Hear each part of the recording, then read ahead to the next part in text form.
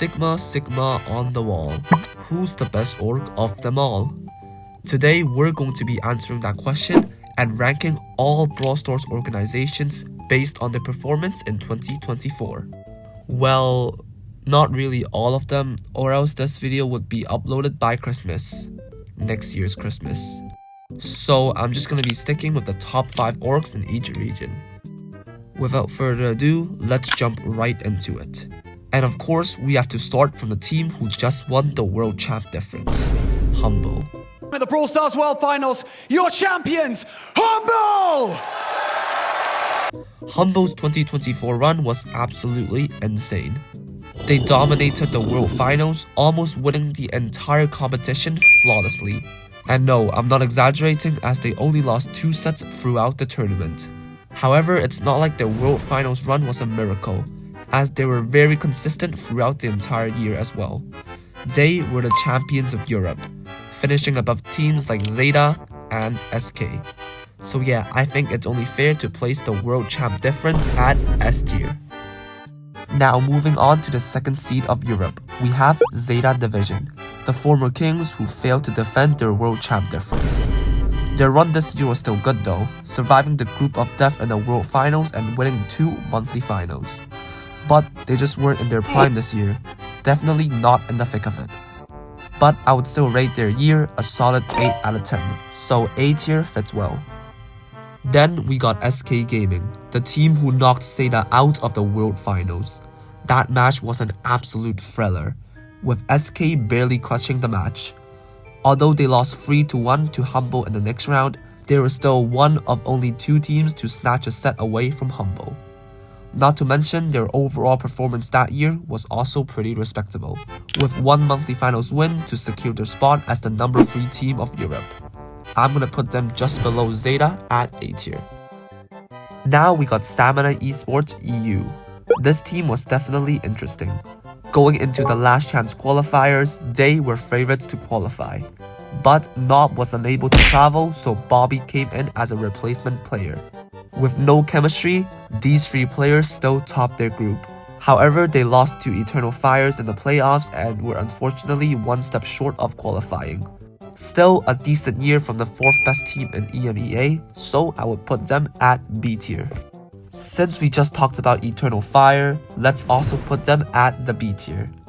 Although they qualified for Worlds, it was like Draco's release. Overall, there was no effect whatsoever. They lost both group set matches and were kicked out of the World Finals faster than Shade's walk speed after his 1028th super. Next up, we got Totem Esports.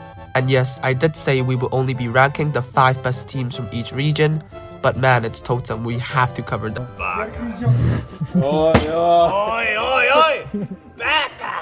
In 2024, Totem got a 6th place finish in EMEA. Although their overall performance throughout the year wasn't the best, they played well when it mattered. Topping the group in the last chance qualifiers and clutching a win against Tribe Gaming to qualify for Worlds. At an impromptu time, he's gonna fall to the gadget. Chaos gets connected with, but he hasn't gone down yet. Tyrant, Desperation Gadget falls. 3 Totem members standing tall as Livy, the last man here, and the Gladiators have done it. Reply Totem, take it all. They smashed everyone's expectations and ended their year with a semis finish in the World Finals. I definitely think that they deserve to be on the A tier. Do you know what else is on the A tier? You. Yes, you watching the video right now is currently on the A tier. But if you like and subscribe, then I might push you up to the S tier. I think that's a great deal. Now let's move on to the NA region, with their top team being Elevator. Elevate. With 2 monthly finals wins in their bag, they went into Worlds as champions of NA, and they did not disappoint, finishing 2nd in their group. However, they were unfortunately drawn to Crazy Raccoons in the first playoff match, the team with the man of double World Champ difference. They still put up a great fight, losing 3-2. Elevate was definitely strong and deserves an A tier finish. Now the team you've been waiting for, Pioneers. To be very honest, I ranked them at D tier in the thumbnails to clickbait you guys in, but we all know about their embarrassing 0-11 kit pick. But that is really the only big blunder they made this year. They were heavily underlooked but proved everyone wrong, having also 2 monthly finals victories and a great year in general. So yeah, I'm gonna put them in the bottom of A tier. Now we're here at Tribe Gaming. And again, y'all's got clickbaited as there's no way Tribe is going to be on the D tier. Although they were kicked out in the last chance qualifiers, their overall year was still pretty decent, winning a monthly finals in March and finished as 3rd place of NA. However, in Tribe standards, this was definitely a bad year for them, so I'm gonna put them in the B tier. Then we have Luminosity. They were pretty much what Tribe could have been if they won LCQs. LG was also a strong force, but they were drafted to the group of death with 2 teams who had the world champ difference. Against Crazy Raccoons and Zeta, they were knocked out in the group stages. But I truly believe they would have advanced in any other groups. You could say that I'm biased, but I don't really care. I'm gonna put them in the A tier.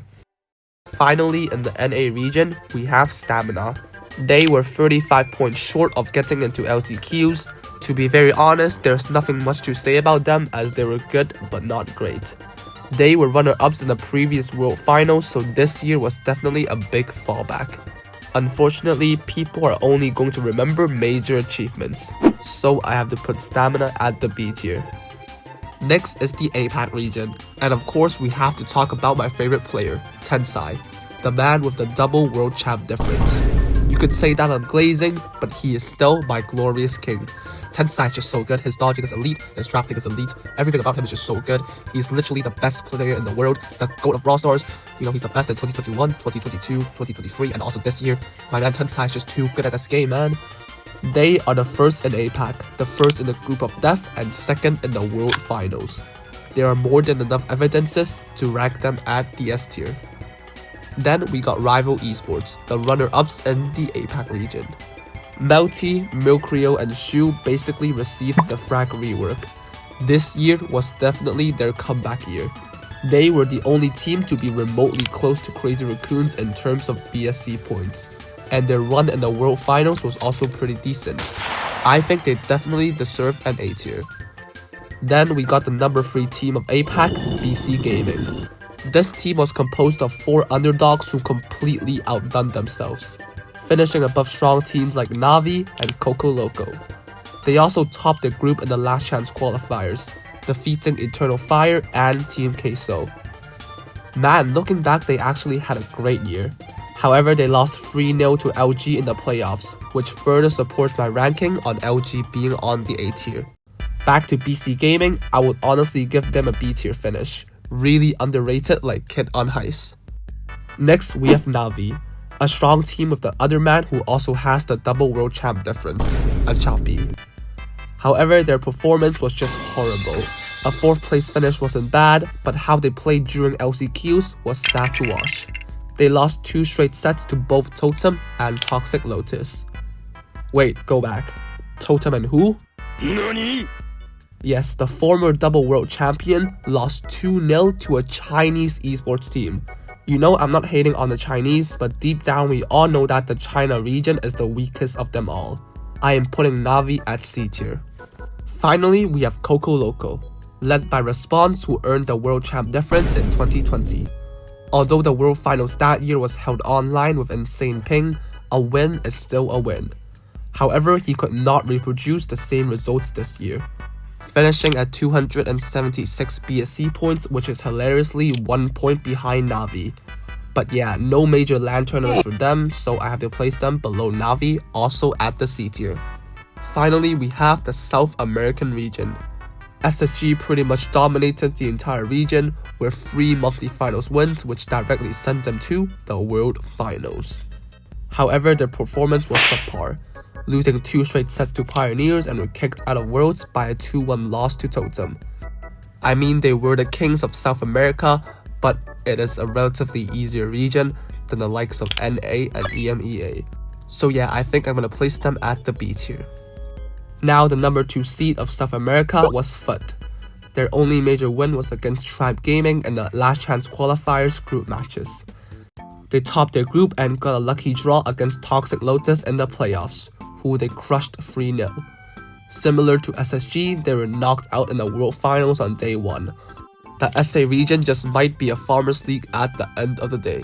So yeah, I'm gonna put FUT right next to SSG at the B tier. Then we got Team Queso, the only non-Brazilian team in the region to qualify for a LAN tournament. However, it was a disappointing watch. As the number 3 seeds of South America, they did not even make it to the playoffs, losing 2-0 to Eternal Fires and 2-1 to BC Gaming. Not to mention, their performance in their own region wasn't even that great, as they were 156 points away from FUT and 208 points away from SSG. Anyways, I have to put them at the C tier. Now onto the 4th and 5th best team of SA, we got SK Kalalas and Maruakas. Even though SK Kalalas also includes the word SK, they are far from what SK are as a team. Anyways, these two teams were just not really good, and is by far the weakest team of this list. They literally only have half the BSC points of what SSG has, so yeah, I have to place them at the D tier for now. And so that is the list. Comment down below your thoughts on my list and what would you change about it. The link to the tier list maker is also in the description if you also want to make your own version of it. I don't really know how to make an outro, so I guess just subscribe.